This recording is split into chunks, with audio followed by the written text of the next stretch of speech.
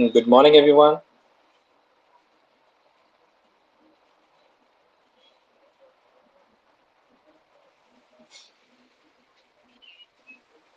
Okay, सब आप लोग आ चुके हैं?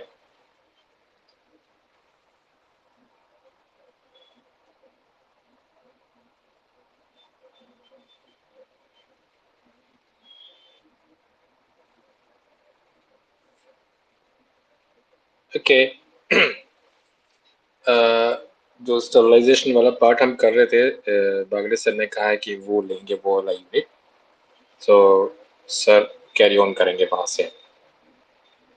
Late us go to the third unit, जिसमें हम थोड़ा बायोटेक्निकल पार्ट है वो will discuss. And right now आज थोड़ा सा हम ये देखते हैं कि वैक्सीन फॉर्मेशन या वैक्सीन क्या है टॉपिक, उसका नाम क्या है exactly? Production, vaccine production and insulin production की बात हो। तो anybody has got any idea कि how these vaccines are produced, or how these molecules like insulin is being produced? किसी का कुछ आइडिया है इसके बारे में? हम्म।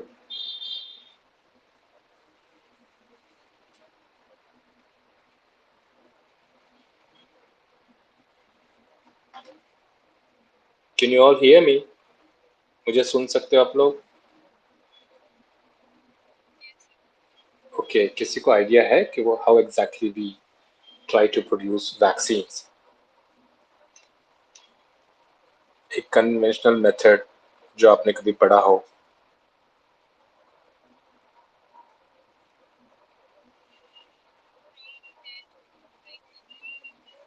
हम्म।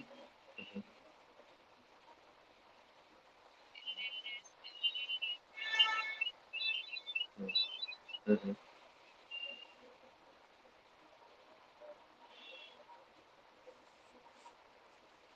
कैसे बनाते हैं, कुछ मालूम है प्रोसेस के बारे में?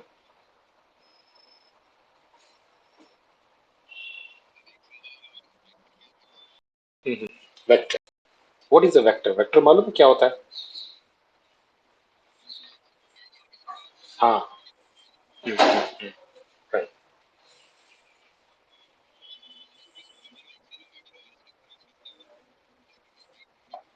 हम्म।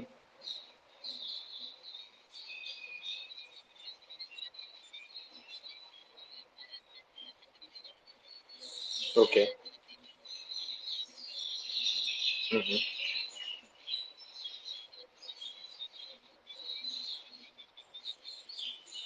ओके।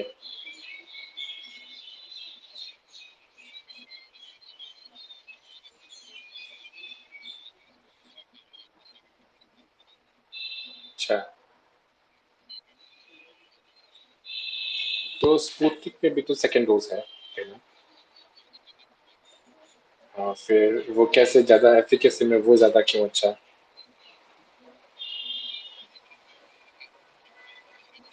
हम्म। ओके।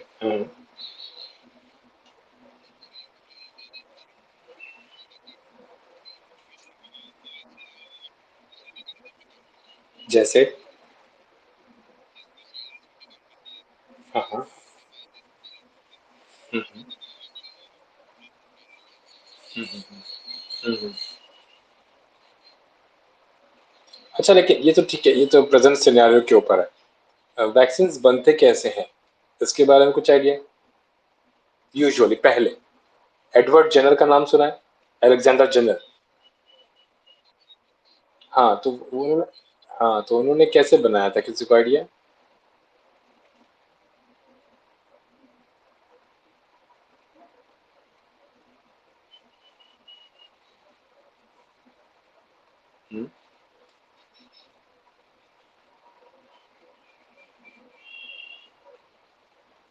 No idea. हाँ। हम्म।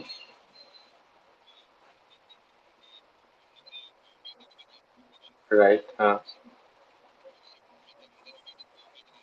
हम्म। राइट, लेकिन वो वही मैं पूछना चाह रहा हूँ कि उन्होंने किया क्या, जो वैक्सीन उन्होंने बनाया है, how did he produce it, how did he से। अच्छा, ठीक है।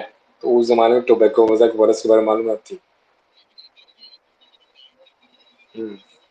हम्म। हम्म।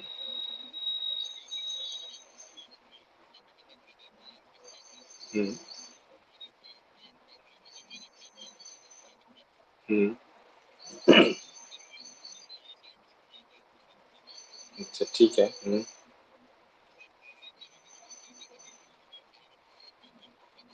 हम्म। हम्म।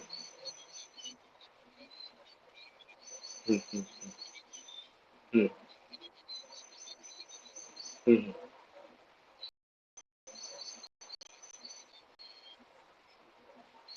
हम्म।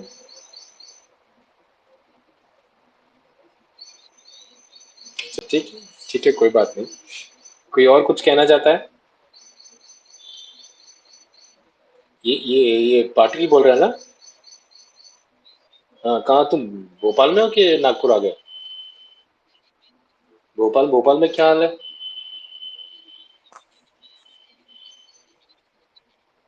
हम्म।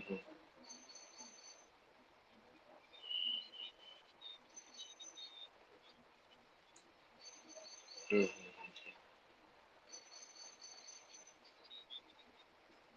अच्छा, अभी तो तुम लोग के लिए तो बंद होगा ना, अभी तो शुरू नहीं होगा छोटे लोगों के लिए।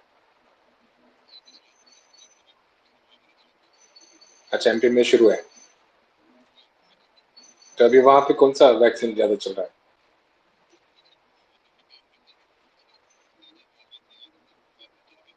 अच्छा। हम्म। ओके। अच्छा, पहले हम देखते हैं कि अब ये जो वैक्सीन हैं वो बनाए कैसे जाते हैं। वैसे पता नहीं कितने लोगों को वैक्सीन लगे हैं बचपन में, मुझे मालूम नहीं। बट हमारे समय में तो कम थे, बहुत कम थे। बीसीजी वाला एक हुआ करता था, है ना। और बीच बीच में हमें वो क्या था, टिटनस, डिप्थीरिया और वूपिंग कफ, ये इनके लिए लगा करता था, ट्रिपल वैक्सीन हुआ करता था। तो ये हमें लगे हुए हैं। आप लोग के समय पे पता नहीं, शायद वैक्सीन के नंबर बहुत बढ़ चुके थे जब आप लोग का बर्थ हुआ होगा। वैक्सीन यूजुअली जब जनरल ने जो बताया था वो ये किया था कि उन्होंने, कि हमारी इम्यून सिस्टम ही है जो रिस्पॉन्ड करती है। तो हमारी इम्यूनिटी को, हमारी इम्यून रिस्पॉन्स को एनहांस करने के लिए वो क्या करते हैं कि क्यों ना हम उन्हें वायरस ही दें। यानी कहने का मतलब है कि जो एक बार इन्फेक्ट हो गया था, उन्होंने देखा कि वो सेकंड टाइम इन्फेक्ट नहीं होता था। तो मतलब कि उसके अगेंस्ट की इम्यूनिटी उसके बॉडी में डेवलप हो चुकी थी। तो उन्होंने कहा कि क्यों ना हम ऐसा करें कि जिस चीज जो इन्फेक्ट हुआ वो फिर से इन्फेक्ट नहीं हो रहा। इसका मतलब है कि कुछ तो भी है जो अंदर डेवलप हो चुका है। तो क्यों ना हम वो वायरस को ही हम फ्रेश जो नॉर्मल है उसके इंडिविजुअल में हम इंसर्ट कर दें, ताकि वो भी बीमार हो और फिर बाद में ठीक हो जाए या फिर इम्यूनिटी डेवलप कर ले। लेकिन देखा यह गया है कि यदि मान लो हम एक्चुअल वायरस का लोड दे देंगे, तो शायद पॉसिबिलिटी कि उसकी इम्यूनिटी उसको सस्टेन ना कर पाए, तो he might go into serious condition. So what they did, they started using it in a weaker form. यानी या तो हम वायरसेस को या फिर बैक्टीरिया पैथोजन को वीक बना दें ताकि वो इन्फेक्शन को बढ़ा ना सके, है ना। या फिर एटेन्यूएटेड, जो भी कि नॉन फंक्शनल कर दें, वो अपना काम कर ही ना सके, वो रेप्लिकेट ही ना हो पाए। तो इस प्रकार से वो जनरल ने भी वही किया था, फॉस्फोरस आइसोलेट किया, उसको एटेन्यूएट किया, यानी कि उसको इनएक्टिव बना दिया, फिर देन फ्रेश लोगों में, नॉर्मल लोगों में उसको इंजेक्ट किया। तो उससे क्या हुआ कि उनकी बॉडी उस वायरसेस जो जो इंसर्ट किया गया था इंजेक्शन के थ्रू, उसके अगेंस्ट की एंटीबॉडीज बनाना शुरू कर देती। यानी हम अपने ही एंटीबॉडी, हम अपने ही इम्यून सिस्टम को मतलब ट्रिगर करते हैं, स्टिमुलेट करते हैं कि भाई ये फला फला चीज़ है, इसके अगेंस्ट में आप एंटीबॉडीज बना के रखे हैं। और ये जो पहला तरीका था एटेन्यूएटेड फॉर्म को यूज करना, यानी कि एक्चुअल जो कॉजेटिव एजेंट है उसको ही यूज करते हैं, एंड उसको डिफंक्ट कर देते हैं या फिर डेड कर देते हैं, या फिर उसके प्रोटीन्स को यूज करते हुए हम बॉडी को हेल्प करते हैं कि उसके अगेंस्ट की एंटीबॉडीज क्रिएट करे या फिर मैन्युफैक्चर करे। तो ये ट्रेडिशनल या कन्वेंशनल मेथड था by which vaccine were form या मैन्युफैक्चर। बट लेकिन अभी आप लोगों ने कोविड के अपने पैंडेमिक सिचुएशन में आप लोगों ने सुना है कि डीएनए वायरस और mRNA virus, sorry, DNA vaccine और एमआरएनए वैक्सीन, ये भी आपने सुना है। ये कहते हैं कि ये एक नए जनरेशन के वैक्सीन हैं। इस पर वैसे काफी दिनों से काम चल रहा था। मेरे ख्याल से शायद 20 ईयर्स, करीब 15 to 20 ईयर्स हो चुके हैं, जिसमें हम यानी कि डीएनए आरएनए वैक्सीन के ऊपर काफी सारा काम हो रहा है। और अभी जो हम कोविड के सिचुएशन में, तो ऐसा हो गया कि सब बहुत फास्ट हुआ है और बहुत जल्दी अप्रूवल्स मिले हैं, बहुत जल्दी क्लिनिकल ट्रायल्स के एक्सपेरिमेंट्स भी हो गए हैं, उनके डेटा को जमा करके now we have started approving it. And ये तो नोन फैक्ट है कि इफ यदि आप उसी पैथोजन को या उसी कॉजेटिव एजेंट को यदि आप अपने बॉडी में डालते हैं, तो बात ऑब्वियस है कि आपकी बॉडी उसके अगेंस्ट की इम्यूनिटी रेज कर लेती है। इम्यूनिटी रेजिंग बोलते हैं या फिर एंटीबॉडी मैन्युफैक्चरिंग कहते हैं। ये तो फैक्ट है, क्योंकि हम हाईली इवॉल्व एनिमल्स हैं। We have got a good ability to fight against any positive agent which enters our body with the help of sometimes presenting the antigen, जो एंटीजन नया आ गया उसको प्रेजेंट करके इम्यून सिस्टम अपने आप को एक्टिव कर लेती है। या फिर किसी किसी केस में क्या होता है कि वो सेल्स को टी सेल रेस्पॉन्ड करके अपने पास एक मेमोरी क्रिएट कर लेते हैं। ऐसे अलग अलग तरीके हैं बाय विच वही फिर लॉन्ग टर्म मेमोरी या फिर शॉर्ट टर्म मेमोरी के फॉर्म में हमारे इम्यून सिस्टम के पास उसका डेटा सेव हो जाता है। एनीवेज, लेकिन अभी जो नए जो हमने देखे कि वैक्सीन प्रोडक्शन में देखा है कि हमने आरएनए और डीएनए टेक्नोलॉजी को भी यूज किया। In this what happens, I will be showing you small clips जिसमें कि आपको समझ में आएगा कि एग्जैक्टली करते क्या है। लेकिन देखा जाए, सबसे पहली बात आपको जो आपने सेकेंड ईयर में पढ़ा था कि प्रोटीन, यानी कि एक वायरस है, वायरस के चारों तरफ एक प्रोटीन कवर है जिसके अंदर में उसका जेनेटिक मटेरियल है। यदि वो रेट्रो वायरस है तो उसके पास आरएनए होगा, यदि दूसरा कोई वायरस हो तो हो सकता है उसके पास डीएनए हो। तो जेनेटिक मटेरियल समहाउ ये वायरसेस अपने पास कैरी करते हैं। वो जेनेटिक मटेरियल क्या काम आता है उनके, सिर्फ और सिर्फ उनके जो कोट जो है यानी कवर जो है, उनके जेनेटिक मटेरियल को प्रोटेक्ट करने के लिए एक प्रोटीन कवर चाहिए होता है। तो जो भी प्रोटीन्स उनको रिक्वायर्ड हैं उस कवर को बनाने के लिए, वो सब प्रोटीन मॉलिक्यूल्स के डीएनए कोड्स उनके पास या फिर आरएनए के फॉर्म में, आरएनए फॉर्म में वो वायरसेस रखते हैं जिनको लगता है कि जिनकी सर्वाइबिलिटी और कम लगती है। जो थोड़े से स्टेबल वायरसेस हैं उनके पास डीएनए मॉलिक्यूल्स हैं। तो वो क्या करते हैं कि वो डीएनए मॉलिक्यूल से आरएनए बनाते हैं, फिर वो आरएनए से फिर वो प्रोटीन मॉलिक्यूल्स बनता है। लेकिन ऐसा है कि हम वायरसेस को यूजुअली, ये बैक्टीरिया में हो सकता है या किसी और पैथोजन में हो सकता है, लेकिन वायरसेस में हम, क्योंकि वायरसेस को हम बोलते हैं कि वो लिविंग भी नहीं है और नॉन लिविंग भी नहीं है, they are on the verge of living and non living organisms. तो फिर वैसे जो कंडीशन में उनको हम नॉन लिविंग इसलिए बोलते हैं, why, because they can not reproduce themselves. they need some living cell in which they would enter inside, they become a part of that cell, and then they use the mechanism of that particular cell and replicate themselves। यानी कि कहने का मतलब ये है कि जब यदि कोई वायरस अपने किसी लिविंग सेल के अंदर जाएगा, अपना जेनेटिक मटेरियल वहां पे छोड़ देगा, और वो जेनेटिक मटेरियल यदि मान लो डीएनए है, तो वो हमारे जेनेटिक मटेरियल के साथ में इंटीग्रेट हो जाता है, जिसको हम बोलते हैं रिकम्बाइन करना। रिकम्बाइन होने के बाद फिर हमारा जब भी डीएनए मल्टीप्लाई होगा, तब तब वो भी अपने डीएनए के पोर्शंस को मल्टीप्लाई कर लेगा। एंड वो जो मल्टीप्लाइड डीएनए उनके जो है वायरसेस के जो है, वो अपना एक टाइप का प्रोटीन बनाएंगे, जो प्रोटीन एक्सेसिवली हमारे सेल में बनेगा। एंड फिर वो प्रोटीन्स की अपनी एक कैपेबिलिटी होती है कि दे यूजुअली उनका जो जेनेटिक मटेरियल था उनको एनकम्पास करे और एक कवर बना ले, प्रोटीन कवर बना ले, प्रोटीन एनवलप उनके चारों तरफ रख ले। एंड वो एनवलप्ड या फिर कवर्ड प्रोटीन कोर के साथ, कवर के साथ बीच में अपने आप उनके जेनेटिक मटेरियल को कोर कर गए, और फिर वो एक नए एक वायरस के रूप में फॉर्म हो जाता है। यानी कि कहने का मतलब ये है कि एक वायरस को यदि मल्टीप्लाई करना है तो अपने जेनेटिक मटेरियल को किसी लिविंग सेल में डालना होगा, जिसके थ्रू उसकी लिविंग सेल के मैकेनिज्म को यूज करते हुए ज़्यादा से ज़्यादा प्रोटीन बनाएंगे और ज़्यादा से ज़्यादा प्रोटीन बनेगा और ज़्यादा से ज़्यादा जेनेटिक मटेरियल भी मल्टीप्लाई होगा। उन मल्टीप्लाइड जेनेटिक मटेरियल जो उनका है उसके चारों तरफ प्रोटीन जो है एक कवर क्रिएट कर लेते हैं और एक नया विरियन, या विरियन मतलब एक इनएक्टिव फॉर्म या फिर नॉन लिविंग वायरस को हम विरियन कहते हैं, तो वो सेल से बाहर आ जाएगा। Now it is again ready to infect some other cell to propogate itself, to replicate itself. तो ये टेक्नोलॉजी, ये मतलब ये एक प्रोसेस है जिसके थ्रू वायरसेस जिंदा रहते हैं। एंड डार्विन के थियरी के हिसाब से even they need to survive, so this is a process by which they increase their population and they stay in the biosphere, हमारे biosphere में वो रहते हैं as in the form of non-living, but whenever they want to produce they need a living cell. अब हमारे जो आज की जो वैक्सीन जो जनरेट हो रही हैं या फिर प्रोड्यूस हो रही हैं, they are dependent on these genetic material, क्योंकि कई बार ऐसा होता है कि जब हम कन्वेंशनल मेथड के वैक्सीन बनाते हैं तो वायरसेस को जब एटेन्यूएट करते हैं तो देयर वेयर चांसेस कि वो वायरसेस पूरी तरह एटेन्यूएट ना हो, या फिर लाइव वायरसेस उसमें बच जाएं, या फिर इन्फेक्ट हो जाएं, या फिर कहना चाहिए कि हम लाइव वायरसेस के साथ हमको एक्सपेरिमेंट्स करने पड़ते हैं। वैक्सीन प्रोडक्शन के टाइम पे हमें बहुत केयर लेना पड़ता है कि हम लाइव वायरसेस को कहीं तो भी कल्चर करेंगे, फिर वो कल्चर में से कुछ निकाल के एटेन्यूएट करके हम वैक्सीन में यूज करेंगे। तो ये जो चीजें थी ये थोड़ा सा रिस्की जॉब था, बट स्टिल कन्वेंशनल मेथड्स वही थे।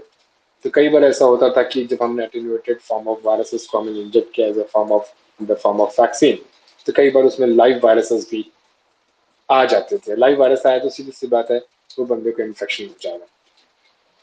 तो इन चीज़ों को अवॉइड करने के लिए और इन चीज़ों से कुछ अलग तरीके से इम्यून सिस्टम को, इम्यूनिटी को डेवलप करने के लिए जब हमने जेनेटिक मटेरियल को यूज़ करना शुरू किया तो पता चला कि जो मैक्सिमम वायरसेस, जो रेट्रो वायरसेस है जिनमें आरएनए है, वो वायरसेस इसलिए अपने आप में आरएनए रखते हैं ताकि स्ट्रेट अवे वो आरएनए यूज़ करें और उसके अगेंस्ट की प्रोटीन्स बना लें, और वही आरएनए के मल्टीप्लाइड आरएनए जो हैं अपने पास अपनी कॉपीज बना के, हाँ, अब जैसे कि सपोज करिए एक वायरस है उसके पास एक आरएनए मॉलिक्यूल है, वो आरएनए मॉलिक्यूल हमारे सेल के अंदर आ गया, वो आरएनए मॉलिक्यूल अब राइबोसोम्स की मदद से अपना प्रोटीन बना लेगा।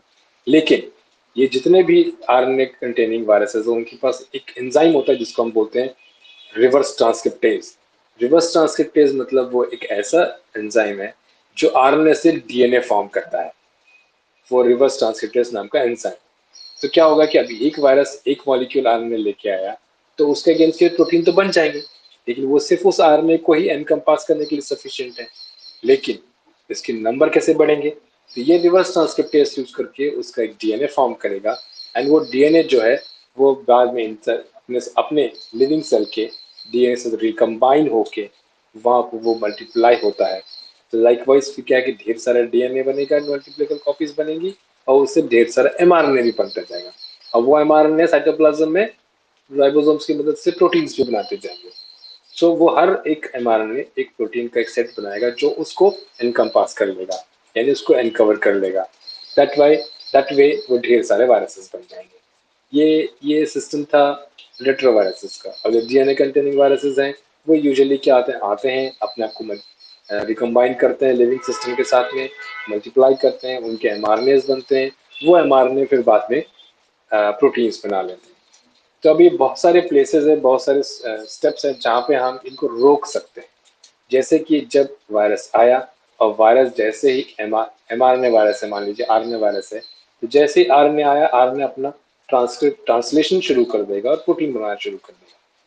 तो वो प्रोटीन बनाने को रोकने के लिए there are methods by which we can block the RNA. RNA को हम यदि ब्लॉक कर देते हैं, उसकी कॉम्प्लीमेंट्री एक स्ट्रैंड बना के उसको ब्लॉक कर देंगे, तो शायद पॉसिबिलिटी है कि वो अपने प्रोटीन्स बना ना पाए।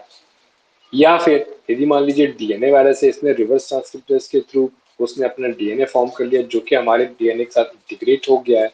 जब वो मल्टीप्लाई कर रहा होता है तो अनवाइंड जब होता है तब वहाँ एंटी सेंस टेक्नोलॉजी यूज करके उनको रोक सकते हैं। यानी कि जैसे अनवाइंड हुआ तो दूसरा पोर्शन, कॉम्प्लीमेंट्री पोर्शन जाकर उसका अटैच हो जाएगा ताकि वो एमआरएनए ना बना पाए।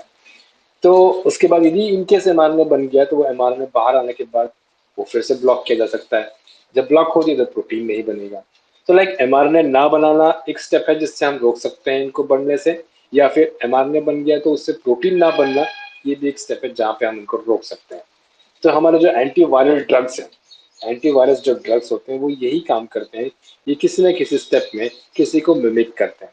लाइक क्या होता है कि जब वो डीएनए से एमआरएनए बन रहा होता है, या फिर रिवर्स ट्रांसक्रिप्टेज में जब वो डीएनए फॉर्म होता रहता है, तो वहाँ पे ग्वानिडीन नाम से एक ग्वानिडीन मोनोफॉस्फेट नाम का एक मॉलिक्यूल जो यूज होता है इन इन टर्म्स ऑफ ट्रांसक्रिप्शन।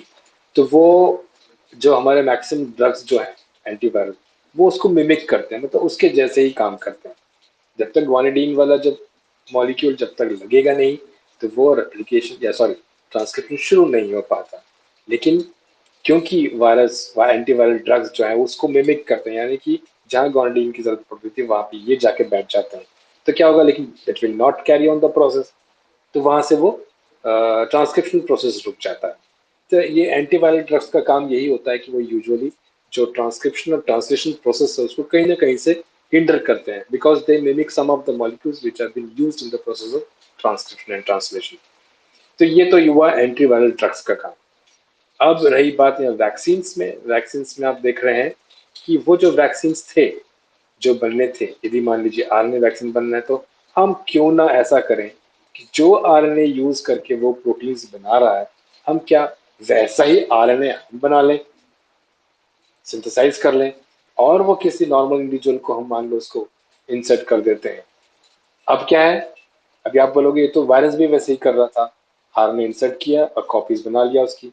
लेकिन मैंने आपको बताया था, जब तक रिवर्स ट्रांसक्रिप्टेज नहीं होगा तो वो आरएनए से डीएनए नहीं बनेगा, डीएनए से वो अपने डीएनए में मल्टीप्लाई सॉरी रिकम्बाइन नहीं होगा, और रिकम्बाइन नहीं होगा तब तक वो डीएनए, वायरस का डीएनए रेप्लिकेट करके सॉरी ट्रांसक्राइब करके आरएनए नहीं फॉर्म करेगा।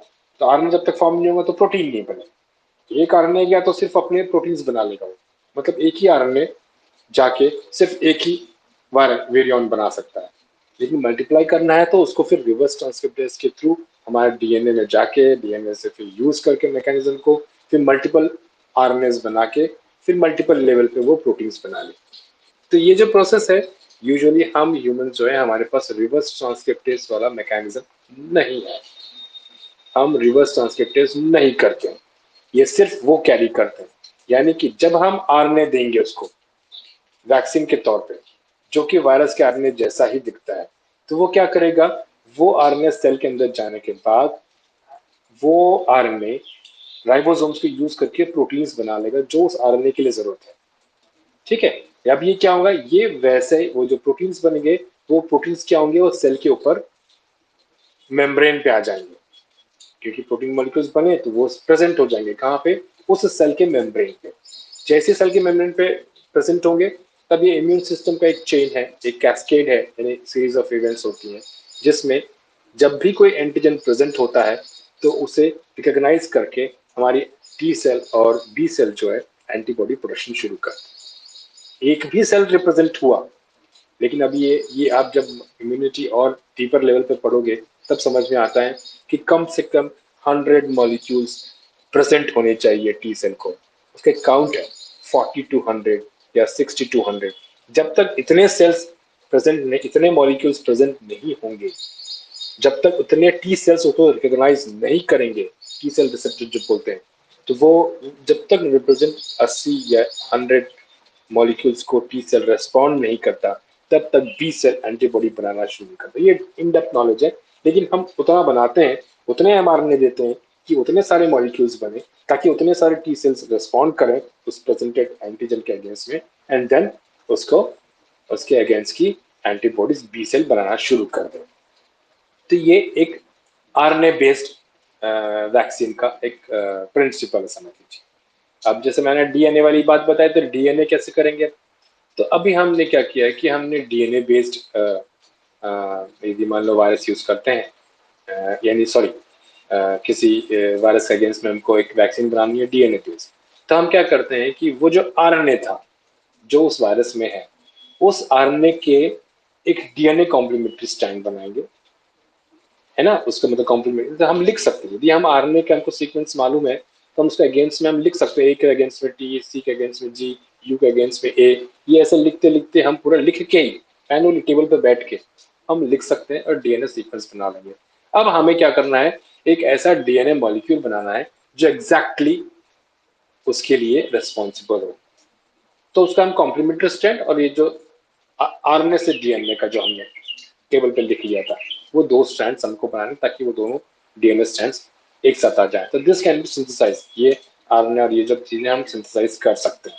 But we use mechanisms of the individuals, हम दूसरे मैकेनिज्म्स यूज करते हैं जिसके थ्रू हम रिवर्स ट्रांसक्रिप्टर्स बाहर लैब में रिवर्स ट्रांसक्रिप्टर्स यूज करते हुए हम उसकी कॉपीज बना लेते हैं डीएनए की। एंड फिर ये जो डीएनए मॉलिक्यूल है उसको हम निकाल के पिक करके हम किसी दूसरे प्लाज्मिड्स मतलब आपको मालूम है छोटे छोटे डीएनए फ्रैगमेंट्स जो बैक्टीरिया में होते हैं, तो हम उनको उनके साथ में इनको इंसर्ट कर लेते हैं। एंड दीज प्लाज्मिड्स आर हमारे बॉडी में डाल के हम फिर बाद में उनको हमारे डीएनए के साथ रिकम्बाइन करवा सकते हैं। फिर हमारे डीएनए मैकेनिज्म के साथ में ये फिर से मल्टीप्लाई करने लगेंगे और मल्टीप्लाई होंगे तो फिर उनके एमआरएनएस भी बने लगेंगे ढेर सारे। तो ढेर सारे एमआरएनए बनेंगे तो ढेर सारे प्रोटीन्स बनेंगे।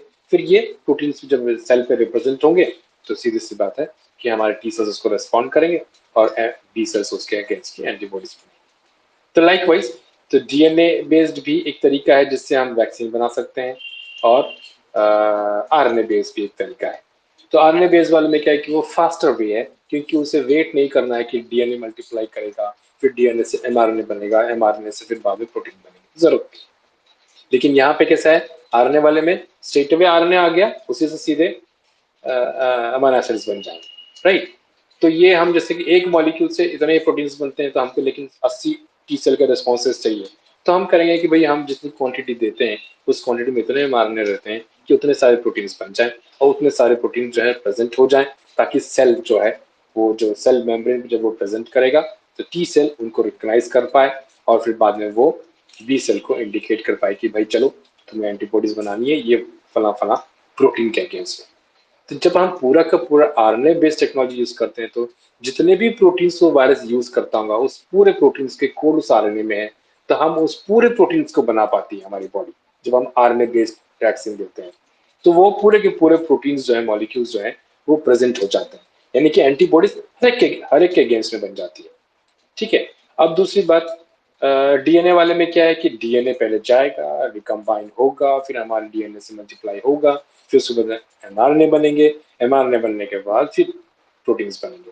तो it takes little longer time, जिसके लिए क्या होता है कि उसकी एंटीबॉडीज थोड़ी स्लो प्रोड्यूस होंगी। यानी कि डीएनए बेस्ड वैक्सीन में एंटीबॉडीज जो है थोड़ा स्लो प्रोसेस में प्रोड्यूस, एक बार प्रोड्यूस होना शुरू हो गए तो बनते जाएंगे।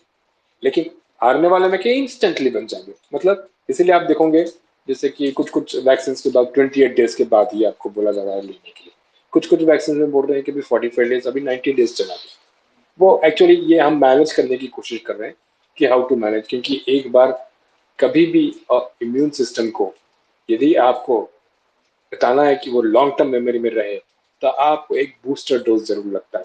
कोई भी एक इन्फेक्शन जब हमें होता है, एक वायरल इन्फेक्शन हुआ तो हमारी बॉडी में उसके अगेंस्ट में एंटीबॉडीज बनाना शुरू किया, तो वो क्या करती है कि जितने भी टाइप के प्रोटीन्स उसको नजर आते हैं वो सबके अगेंस्ट में एंटीबॉडीज बना देती है। तो हमारी जो बॉडी है जो पॉलीक्लोनल बोलते हैं, पॉलीक्लोनल मतलब वो अलग अलग तरीके के एंटीबॉडीज बनाती है जो दिखते सिमिलर हैं। वो दिखते हैं ऐसे कि वो हमेशा स्पाइक प्रोटीन के अगेंस्ट पकड़ ले, या फिर उसके एनुलर प्रोटीन के अगेंस्ट उसको पकड़ ले, या फिर उसके दूसरे कोर प्रोटीन से उसके अगेंस्ट पकड़ ले। तो ये पॉलीक्लोनल इसके होते हैं, मतलब एक टाइप की एंटीबॉडी बनती है जो तीनों को पकड़ सकता है।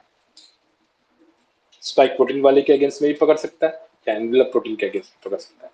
तो ये कि इनको हम कहते हैं कि जब एक एंटीबॉडी ऐसे मल्टीपल प्रोटीन मॉलिक्यूल्स को रिकॉग्नाइज कर सकता है एंड टू इम्यूनाइज देम, तो वो क्या होता है, हम उसको बोलते हैं पॉलीक्लोनल, मतलब बहुत सारे प्रोटीन मॉलिक्यूल्स को वो रिकॉग्नाइज कर सकता है। लेकिन हम यदि ऐसा कोई एंटीबॉडी बनाए कि जो सीधा सिर्फ उसको ही रिकॉग्नाइज कर पाए तो हम उसको बोलते हैं मोनोक्लोनल। यानी कि एक एंटीबॉडी हमने बनाई है स्पाइक प्रोटीन के अगेंस्ट में, तो वो स्पाइक प्रोटीन को पकड़ेगा, किसी और प्रोटीन को नहीं पकड़ेगा। तो दिस इज कॉल्ड मोनोक्लोनल। यानी मोनोक्लोनल बहुत स्पेसिफिक है, मोनोक्लोनल बहुत स्पेसिफिक है एंड वो बहुत ही टारगेटेड है। लेकिन पॉलीक्लोनल जो है वो उसके अलावा दूसरों को भी पकड़ सकता है और उसको भी हार्म कर सकता है। Polyclonal is a type of crude method है, लेकिन हमारा ये पॉलीक्लोनल मेथड ही हमारी बॉडी में काम करता है। ये पॉलीक्लोनल मेथड इसलिए काम करता है कि हमें हर एक चीज के लिए एक मोनोक्लोनल एंटीबॉडी बनाने की जरूरत नहीं है। हम एक पॉलीक्लोनल रखेंगे जो इसको भी रिकॉग्नाइज करे, इसको भी करे, बी को भी करे, सी को भी करे, डी को भी करे, ताकि हमारी इम्यूनिटी जो है वो तीनों चारों मॉलिक्यूल्स के अगेंस्ट में हो जाए। तो वो एक अच्छा तरीका है लाइक पॉलीक्लोनल होना। लेकिन जब हम स्टडीज करते हैं, रिसर्च स्टडीज करते हैं, तब हमें मोनोक्लोनल चाहिए होता है। ये मान लो हम पॉलीक्लोनल एंटीबॉडीज यूज करेंगे तो हम उस एंटीजन को रिकॉग्नाइज करने की चांसेस, हमें एरर्स बहुत आएंगे। यानी वो सपोज हमने ए के अगेंस्ट की एंटीबॉडी यूज की, तो लेकिन उसकी वो पॉलीक्लोनल है तो वो बी को भी पकड़ता है। तो यदि हम कहीं टेस्ट कर रहे हैं कि वो एंटीजन वहां प्रेजेंट है या नहीं है, तो वो ए को भी पकड़ सकता है, बी को भी पकड़ सकता है। तो हमें पास रिजल्ट्स, फाइनल रिजल्ट्स नहीं मिलते कि वो ए को ही पकड़ा है। तो in that case we need to have monoclonal antibodies. अभी आपने एक और चीज सुनी होगी, इम्यूनोजेंस की बात सुनी होगी कि एक नया एक और चीज आ रही है जो सीधे सीधे एंटीबॉडीज ही दे देते हैं। यानी कि जिनकी इम्यूनिटी वीक है, जो कभी एक्सपोज ही नहीं हुए अभी तक वायरस से, ना ही कोई वैक्सीन लिया है, लेकिन उनको इमीडिएट प्रोटेक्शन चाहिए। तो अभी देखिए क्या हुआ कि डीएनए बना, डीएनए वाला वैक्सीन दिए तो डीएनए जाएगा, डीएनए में इनकॉर्पोरेट होगा, रिकम्बाइन होगा, मल्टीप्लाई करेगा, आरएनए बनाएगा, आरएनए से प्रोटीन बनाएगा, प्रोटीन प्रेजेंट होंगे, फिर टी सेल उसको रिकॉग्नाइज करेंगे, फिर बी सेल एंटीबॉडीज बनाएंगी। ये इतना लंबा प्रोसेस है। आरएनए दिया तो आरएनए सीधे सीधे प्रोटीन बना लेगा, प्रोटीन बाहर प्रेजेंट हो जाएंगे, टी सेल देख लेगा, उसके बाद बी सेल उसको एंटीबॉडी पे। ये थोड़ा शॉर्टर प्रोसेस है। अब ऐसा कोई केस है जहां पे भी कि हमको इतना समय भी नहीं है, क्योंकि ये जो इम्यूनिटी के इम्यूनिटी सिस्टम को यूज करके एंटीबॉडीज जो जनरेट कर रहे हैं वो टाइम लेते हैं। 1 महीना, 45 डेज टू 90 डेज का टाइम रहता है। 45 डेज टू 90 डेज के बीच में ये यूजुअली एंटीबॉडीज 50% लेवल तक का एंटीबॉडीज जनरेट कर लेती बॉडी। लेकिन उसके बाद एक और डोज देने का कारण ये होता है कि 50% एंटीबॉडीज बना के इम्यून सिस्टम स्लो डाउन हो जाती है। तो जब हम उसको बूस्टर डोज देते, सेकंड डोज जब देते, सेकंड शॉट जब देते वैक्सीन का, तो उसको लगता है फिर से आ गया। तो it starts multiplying rapidly, it start synthesising antibodies rapidly. फिर वो कुछ ही दिनों में, फिर अगेन 45 डेज के अंदर में वो बाकी परसेंटेज कवर अप कर लेती है, ऑलमोस्ट 90 to 100% के बीच में उसकी। इसी को हम बोलते हैं एफिकेसी। एफिकेसी मतलब उसके करने की, एंटीबॉडीज बनाने की एबिलिटी, उस वैक्सीन की एफिकेसी मतलब वो वैक्सीन, एफिकेसी मतलब इम्यून सिस्टम को कितना ट्रिगर करता है कि कितनी जल्दी वो एंटीबॉडीज डेवलप कर ले। तो ये अभी कैसा है कि आज हम एंटीबॉडीज, कुछ स्टडीज हुई हैं उसके बेसिस पे चल रहा है, 1 ही साल हुआ है अभी तक। तो इतने तो पक्की बात है कि जो वैक्सीन है वो 1 साल का तो हमें इम्यूनिटी दे देंगे। लेकिन जैसे जैसे समय बढ़ता जाएगा तब हम बोलेंगे हाँ 2 साल तक उस बंदे को नहीं हुआ तो ठीक है, 2 साल की एफिकेसी। ऐसे लाइफ लॉन्ग भी बढ़ सकती है, या फिर हो सकता है, क्योंकि हम एक और चीज सुनते आ रहे हैं कि वायरसेस म्यूटेट करते जाते हैं, क्योंकि उन्हें भी जिंदा रहना है। यदि वायरस किसी लिविंग सेल में जा रहा है और वहां बाहर जैसे निकलता है तो वो ड्रग उसको मार देता है, तो ये क्या कर रहे हैं कि मर रहे हैं, तो they struggle to survive. And वो स्ट्रगलिंग फॉर सर्वाइबिलिटी उनको म्यूटेट करने में मदद करती है। कभी कभी होता है कि अरे यार हम म्यूटेट कर रहे हैं, मतलब हम यहाँ रेप्लिकेट कर रहे हैं वायरसेस अंदर सेल के अंदर, उतने में ड्रग आ रहा है, तो मतलब फटाफट कर लो। डिस्कनेक्ट हो गया था, आवाज आ रही है अभी?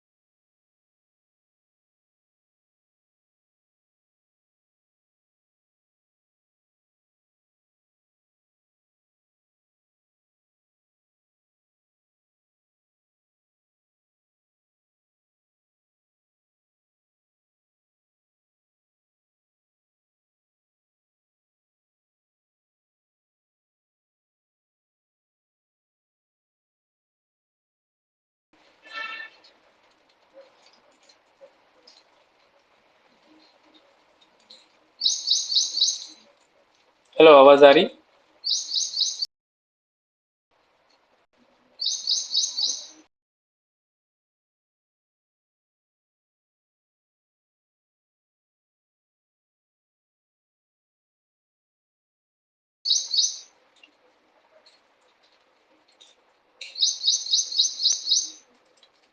मेरी आवाज आ रही क्या?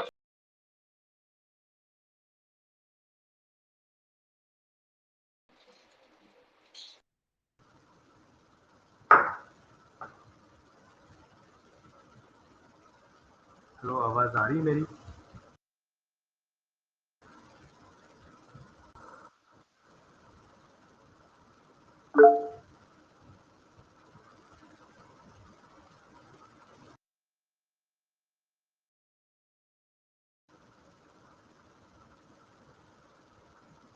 आवाज आ रही है मेरी आप लोगों को?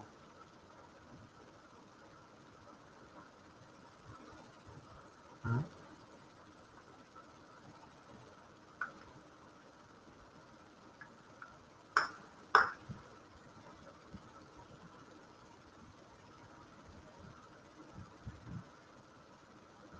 कोई कुछ कह नहीं रहा।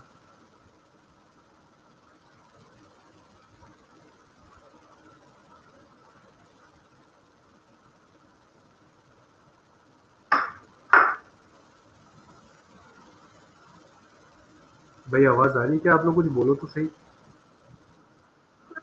अरे वही तो कोई थी कि आवाज अब भी आ रही तुम्हारी आवाज। पता नहीं, मुझे सुनाई नहीं पड़ रहा था। चलिए मैं अभी। हाँ। नहीं नहीं, मुझे कॉल आ गया था, कितना वो डीएनडी लगाना भूल गया मैं, कॉल आ गया तो वो बीच में सब गड़बड़ कर देता है। एनीवेज, आप लोग को अभी मैं थोड़ा सा एक वो छोटा सा क्लिप दिखाता हूँ and then will sign off for today. ठीक है। स्क्रीन शो हो गया, स्क्रीन दिख रहा है?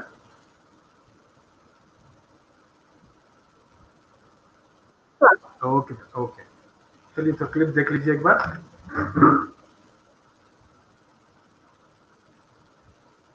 The purpose of a vaccine is to mimic an infection, activating the body's immune response, but without causing the illness.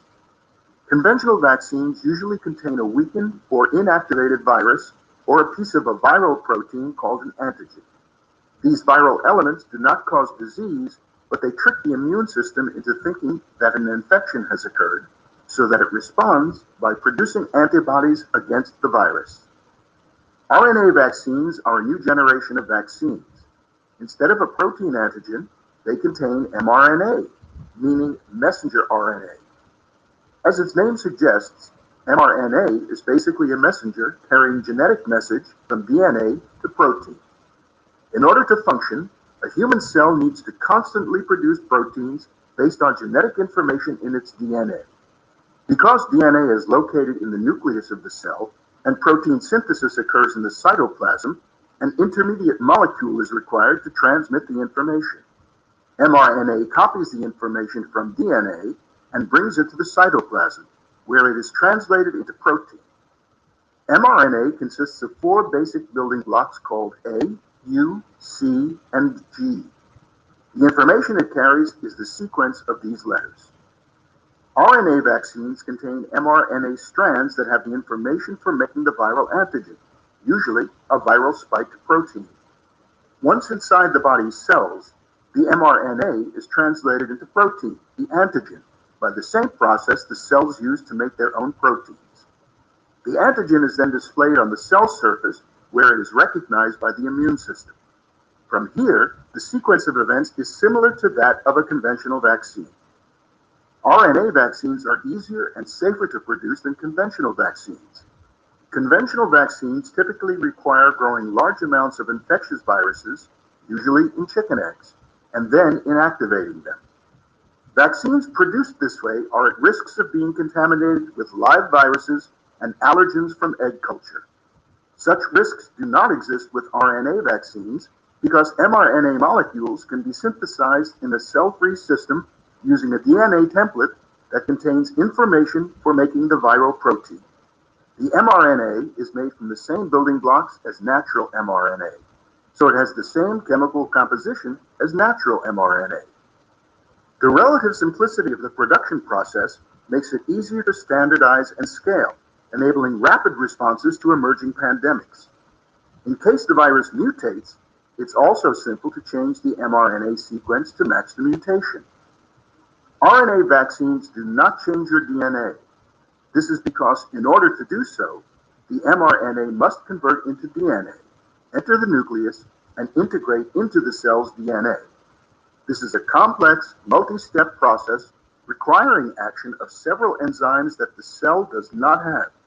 Instead, the cell has plenty of enzymes that can readily destroy the mRNA, so the mRNA is usually degraded after the protein is made.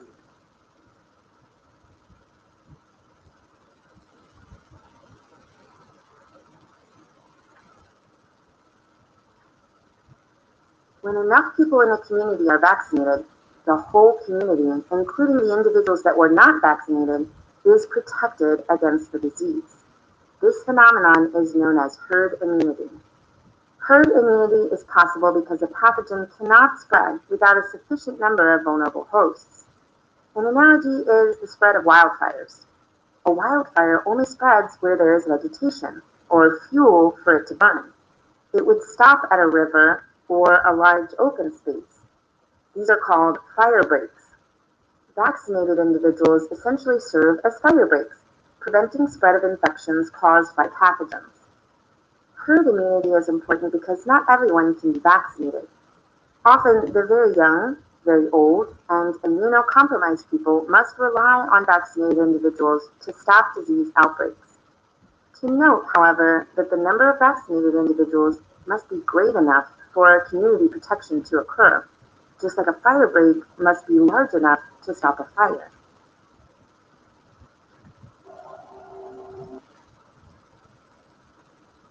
Okay.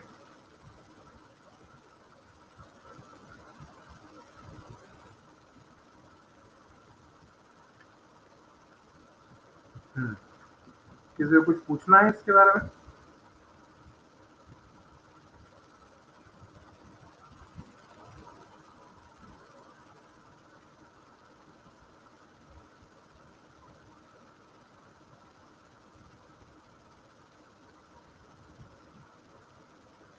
चलिए मैं थोड़ा सा एक clip और दिखा रहा हूँ आप लोगों को, ठीक है?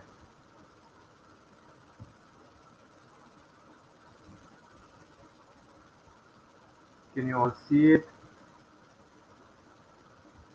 With the DNA vaccine, what we're going to do is instead of injecting you with a protein that's representative of the disease, like a protein from the flu virus or a Zika protein or something like that, we're actually going to inject you with the gene that codes for that protein. And we're going to let your own cells in your body make that protein. And then that protein will be released into your blood. It will be detected by your immune system. And you will, in fact, then create an immune response to it and create those memory T and B cells. But the advantage of the DNA vaccine is, one, we're going to continue to be exposed to this protein until you actually mount an immune response. The problem with a traditional protein-based vaccine is that sometimes the protein is degraded, it's consumed, it's eliminated before you get a chance to mount a fully robust immune response to it. Secondly, you get a T cell response, especially a cytotoxic T cell response. And T cell responses are really the key to a long-lasting vaccine. If you're like me, you remember earlier in your youth, for example, when you got a tetanus vaccine, you'd have to get a shot every 2 to 3 years.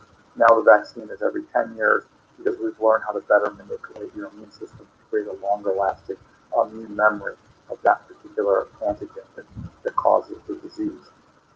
The real advantage of the DNA vaccines is the low cost of manufacturing and the ease of manufacturing the vaccine. We can make a DNA vaccine in a bacteria like E. coli. The E. coli are much cheaper to produce than CHO cells or N0 cells. We can produce them in very large quantities. And the other thing is that's the upstream part, manufacturing the vaccine, growing the cells.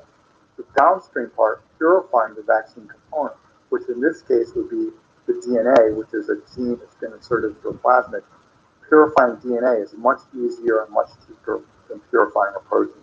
So we can save a lot of money and we can make this vaccine very quickly. And then, of course, DNA is very stable. Think of Jurassic Park, right? We can store DNA for years, decades, even centuries, and it won't degrade, unlike proteins. So once we have storage and cheap conditions to store this in, that cuts down on the transportation costs, and we can stockpile this vaccine for when we need it. It is, however, still in development because as great as I made all this sound, the one challenge with the DNA vaccine is actually getting the DNA to be stable enough to survive in your cells long enough to actually create the desired immune response. So we're injecting this piece of DNA usually into your muscle cells, and then the muscle cells will begin to produce the protein, and that protein will then trigger the immune response. But the limiting factor here is that the DNA itself doesn't stay stable long enough in your muscle cells to produce enough protein to mount an immune response. Once that problem is solved, though, DNA vaccines will probably be the predominant vaccine method for the future. So if you want to learn more about vaccines and how the immune system works, visit us at biotechprimer.com or stop by and take an in-person class from one of our instructors. Thank you.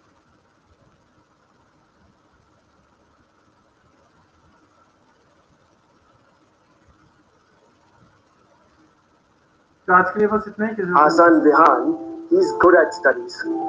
But one thing that he always struggled with. आज के लिए इतना, we'll sign it off today. मिलते हैं फिर Monday को, ठीक है?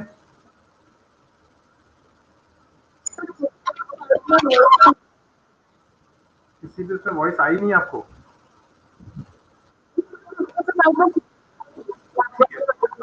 मैं लिंक मैं अपलोड कर दूंगा, ठीक है? आप लोग देख सकते हो उसको अपने ऐप पे। ओके, चलिए फिर मिलते हैं। एंड शायद आज 2 बजे मिलने की कोशिश करेंगे सभी लोग। देखते हैं सर क्या बोलते हैं, क्योंकि आज आप लोग को मालूम है कि आज नेशनल क्या आज कोई डे है, मालूम है?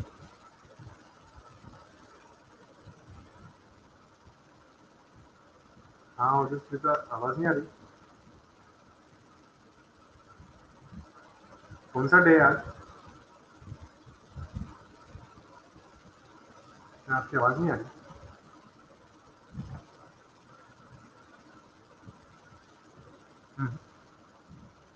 क्या चाहिए हो?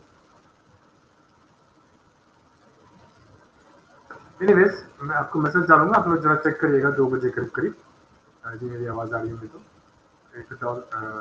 देखते हैं सर क्या कहते हैं। Today is national endangered species day. Endangered species day है आज, तो विल सी यदि कुछ कर सकते हो तो जो मिलते हैं थोड़ा बहुत बात करेंगे। सर से बात हम बताता हूँ आप लोगों को। आप keep on checking about the notice and treatment, तो आप लोगों को नोटिस मिल जाएगा, तो उससे हम कैरी ऑन कर सकते हैं। That's it. आज नहीं तत्काल जो भी है विल डू इट। ओके, चलिए, थैंक यू। Thank you.